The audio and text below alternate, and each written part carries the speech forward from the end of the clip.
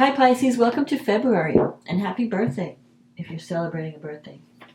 So this month we have a full moon in Leo on the 5th. Mercury moves into Aquarius on the 12th. The sun moves into your sign, Pisces, on the 19th. We have a new moon in your sign on the 20th. And Venus moves into Aries on the 21st. But let's see what the cards say about love and relationships for Pisces for February of 2023. What does Pisces need to know about love and relationships?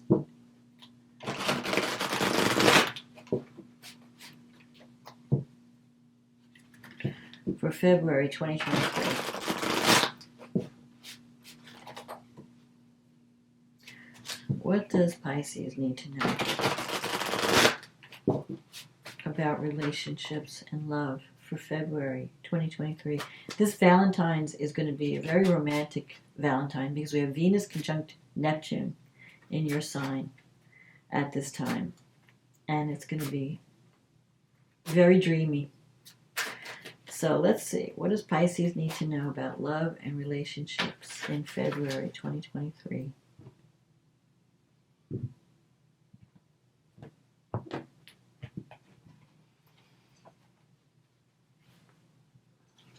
The Nine of Swords, the Four of Pentacles, the Queen of Pentacles, the Knight of Pentacles, the Page of Swords, the Seven of Cups, the Two of Cups, the Hierophant, the Seven of Pentacles, the High Priestess, and the Five of Cups.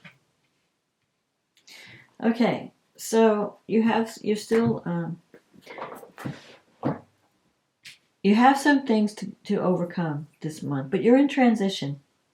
Okay, so you have Nine of Swords here with the Four of Pentacles. The Nine of Swords energy is worry and mental stress and possibly feelings of guilt.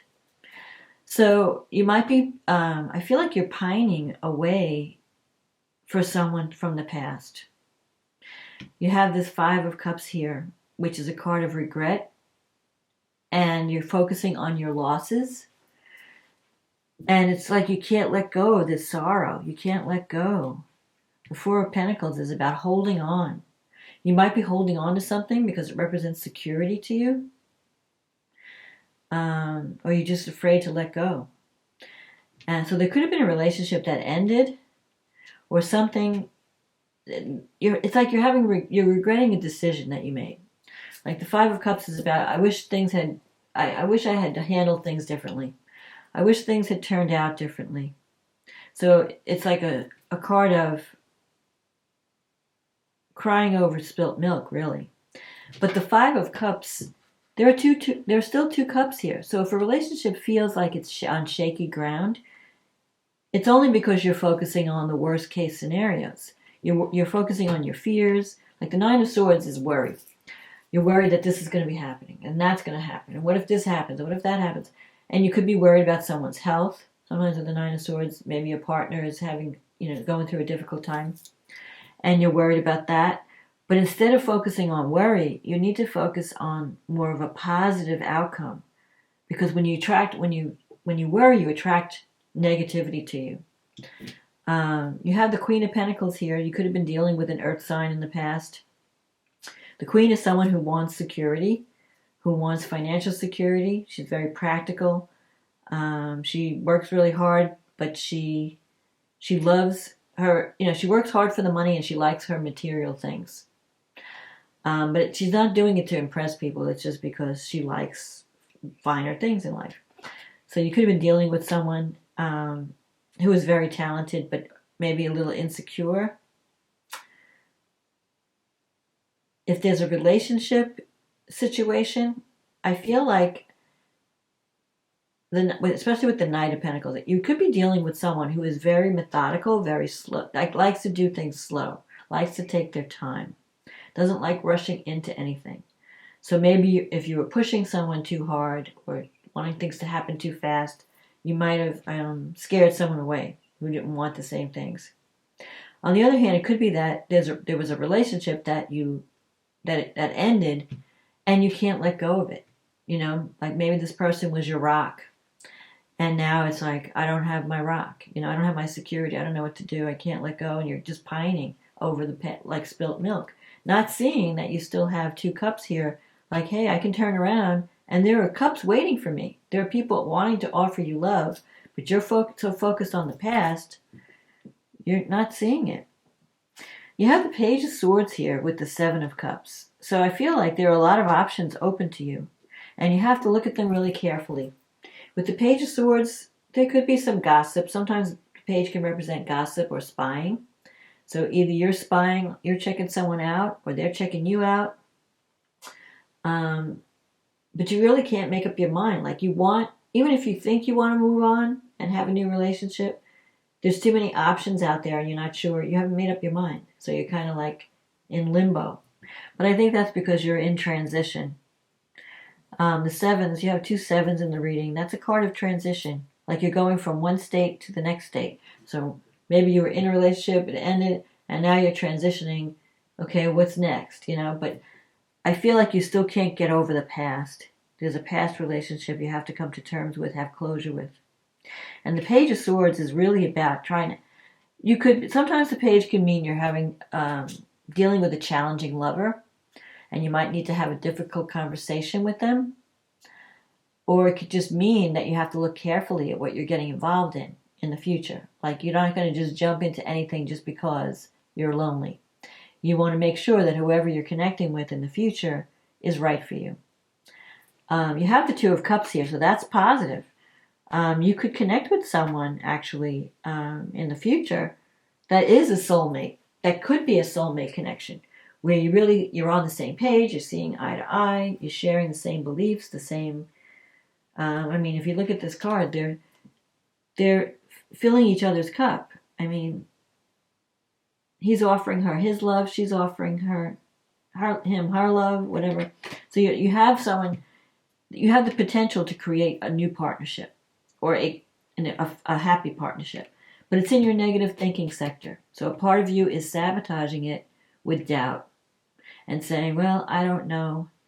Maybe it won't work out. You've got the Seven of Pentacles, which is saying, yeah, I planted some seeds, but who knows if it's going to work.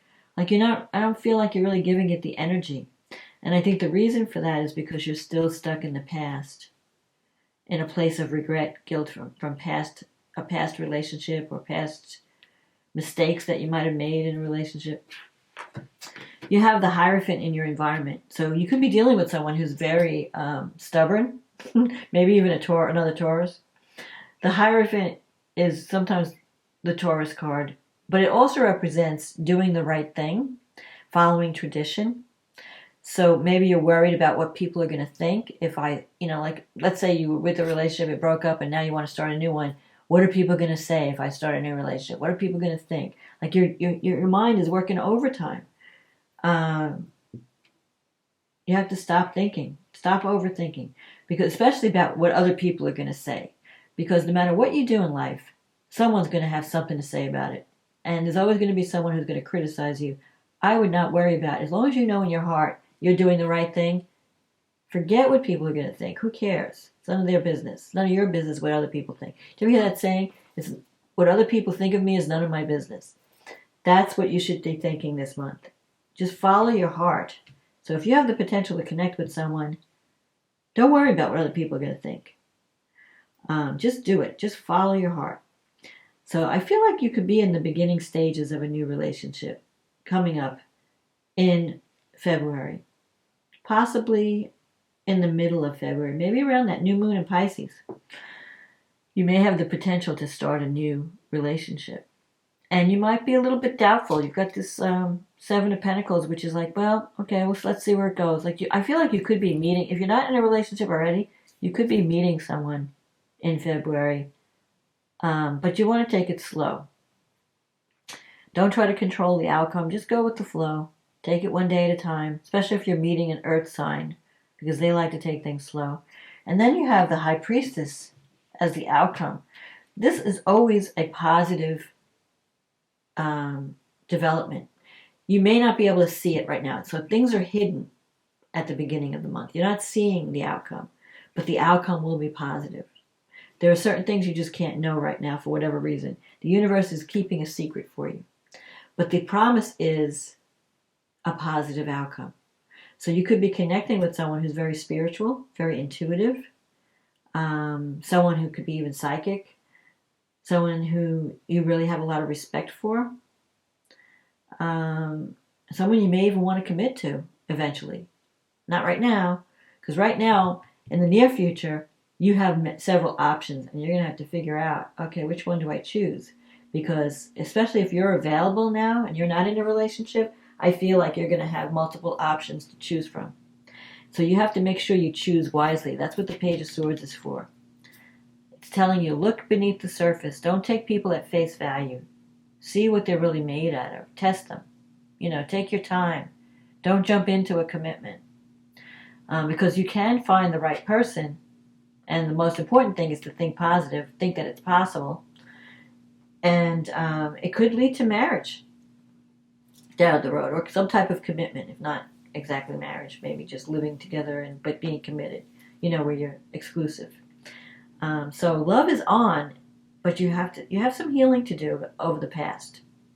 You have to stop feeling guilty. You have to stop overthinking. Just let the past go. Let it go. Turn the page. Turn around. Look at the 2 cups that you still have. Forget what you lost.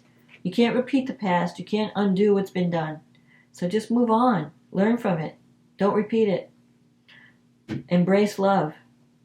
So let's see. Because I think people think more highly of you than you think of yourself sometimes. But you have some good things coming up. If you're going to connect, even if it's not a love relationship, you could be connecting with an organization that's very, very strict or structured, something that's been around a long time and has very strict policies, like government, hospital, school, and it represents stability. A little bit rigid, maybe not open to change, but I feel like you could have a good relationship with that institution. So let's see, what do the angels have to say? I feel like people are working in your favor behind the scenes. There's some project. Maybe you have a hidden project that you're working on, and it's going to be successful when you're ready to launch. So let's see, what do the angels want to say? Gratitude. Okay.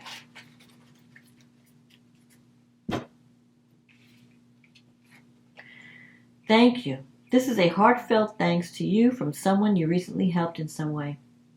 I, your guardian angel, also wish to thank you for the unconditional love you emanate to the earth, humanity, and those around you. Thank you, thank you, thank you. You are eternally blessed. May peace and grace and love forever guide you along your sacred path. And that's like the best card for Pisces, because Pisces is so compassionate and so giving. I mean, you put other people ahead of yourself all the time, and you're always wanting to help the underdog and help someone, give them a leg up. But most of the times you don't think about helping yourself. So you have to stop and also take care of yourself. While you're giving to others, give to you. You need help too. You need to recharge. And you are worthy of love. The world would not be, the world would be really missing a valuable element if we didn't have Pisces in it. Because Pisces you're the last sign of the zodiac. You've learned all the lessons, starting from Aries all the way to Pisces. You are the old soul that the world needs you. They need your compassion. They need your tender heart, your willingness to sacrifice for others, your spiritual connection. You really have a divine connection. So don't ever doubt yourself and doubt that you're worthy of love. Don't worry.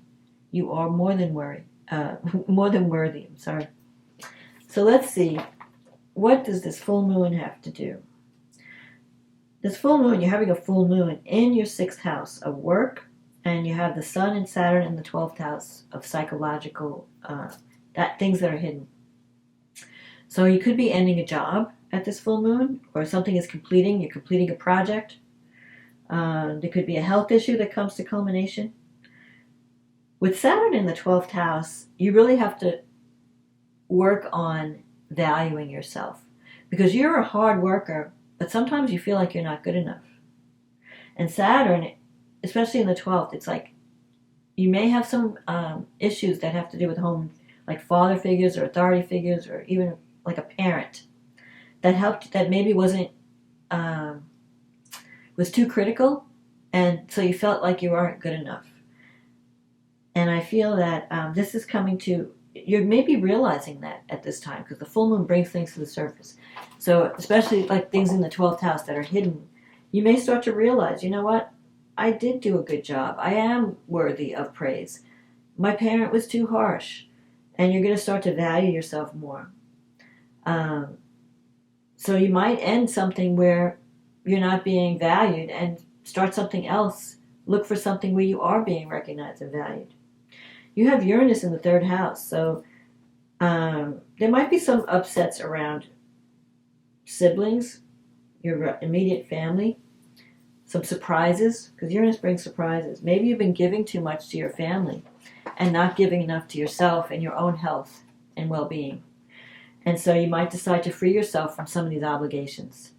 You know, if everyone's depending on Pisces, because Pisces is such a giving sign, sometimes, you know, you get taken advantage of. People just keep taking, and then they're just like draining your energy. So you may need to free yourself from any soul-sucking ties, especially and including family. You've got Mercury and Pluto in the 11th house coming together, and they're sextile Neptune.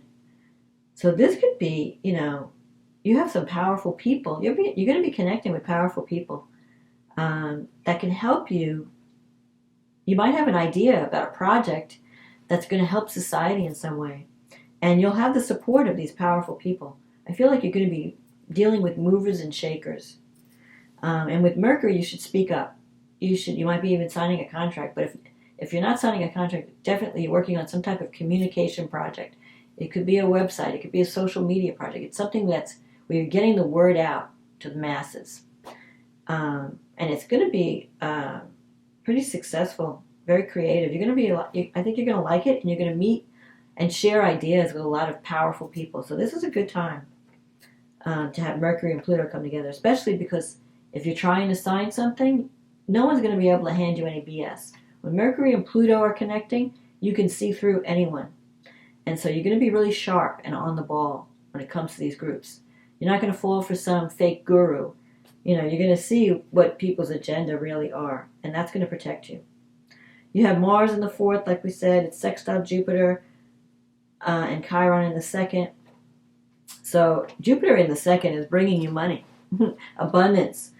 Chiron, you're healing wounds around your self-worth and your value, because I think you're going to start to finally make what you deserve, you know, money that you deserve to make, and it's going to help your self-esteem. Like, you're going to get recognition for the work that you're doing, and you're really going to start to feel better about yourself, more positive. It's really going to help increase not only your income but also your worth, your self-worth. You have Venus in Pisces. Venus has been in Pisces. Or just, I think, when did I say it moved into, it's been in Pisces since last month. It's moving into Aries at the end of the month. But Venus is going to connect with Neptune in your 1st house. That's like a great, I mean, you're going to be attracting love. You're going to be charming and beautiful. People are going to see you as someone who's so compassionate. I think your true compassionate nature is going to be shown. It's going to be visible during this time. So if you have any project, any passion project that you wanted to work on, now's the time to do it. And if you want to attract love, if you're not in a relationship, now's the time to do that too. Because you're really, you know, Venus is giving you luck in love. It's giving you glamour, especially with Neptune.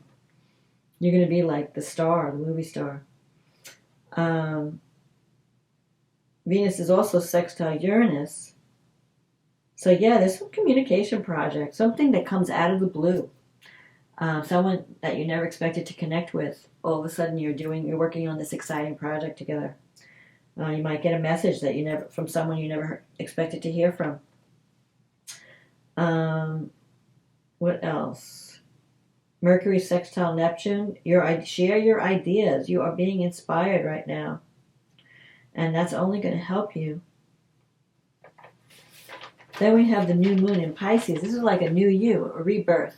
It's time to start a new cycle in how you are being seen in the world. It's in your first house. The first house is our physical body. It's the way people see us, the way we want to present ourselves. And this moon is conjunct Saturn in an out-of-sign conjunction. Saturn's in the 12th house. It's almost leaving. It's going to be leaving this year. It's going to be moving into your sign. So when it just finished the whole circle of the zodiac, and it's in the 12th house. It's a time to release old baggage. Release any fears you have, any blockages you have that you might have picked up from childhood, from parental guidance. Sometimes our parents shape our personalities. So if you had a harsh parent or a controlling parent or someone who is very much the discipline, very disciplined, maybe a little bit cold, and that has affected how you see yourself and how you act in the world, it's time to drop that bag. It's time to stop thinking that you're don't let your parent or anybody else validate you. You're learning how to validate yourself. And this new moon can help you become a new you. And whatever changes you make at this new moon are going to be permanent. You're willing to do the work on yourself, especially when Saturn moves into the first house. You're going to be taken more seriously. You're going to really be more committed to the job that you're doing, more committed to your goals and especially your appearance. You may change your appearance in some way so that you're being taken seriously. While Saturn is still in the 12th house with Mercury, it's a good time to talk about those things. So, if you want to talk to a counselor or a good friend or an advisor, someone whose opinion you respect, talk about those things that you never talk about to anyone. Go deep and release all that baggage that's been holding you back, that's been making you think that you're less than or you're not good enough. But like I said, with Venus and Neptune and the moon, the new moon in the first house, this is going to be a beautiful new moon for you, a new beginning, a new way of life even. I think you're going to be more excited about the work you're doing. It's going to be more creative, more compassionate. You're going to feel like you're really making a difference in the world. And it's going to bring in money. If it doesn't bring in money, it's definitely going to bring in self-esteem, and you're going to be able to heal certain parts of yourself that needed healing. Especially with relationships with your relatives. I feel like that could be a surprise development too, where maybe if you've lost contact with certain people, you might reestablish contact with some people, and for those relatives that have been draining you, you might break free from that.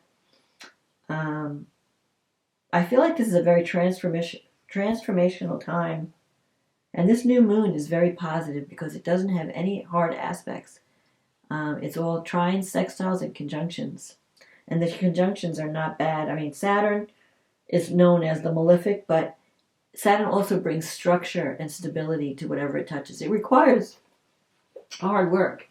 So you're going to be working on you. The psychological work that you need to release, it's not going to be easy. You're going to have to work at it. But the reward will be great. And you'll be like a new person when it's over. So drop that baggage. Don't be afraid to show the world who you really are. Don't be afraid to take care of yourself when you need it. Compassion should start with yourself so you have the energy to keep giving. But you're going through some major changes that are going to be positive because you have a lot of support. So take action on any inspired ideas you have this month, and you'll be amazed at how your life changes. You're like entering a new world. So that's my forecast, Pisces. I hope you enjoyed this reading. If you did, click on the like button, click on the subscribe button, leave me a comment, let me know what's going on in your life.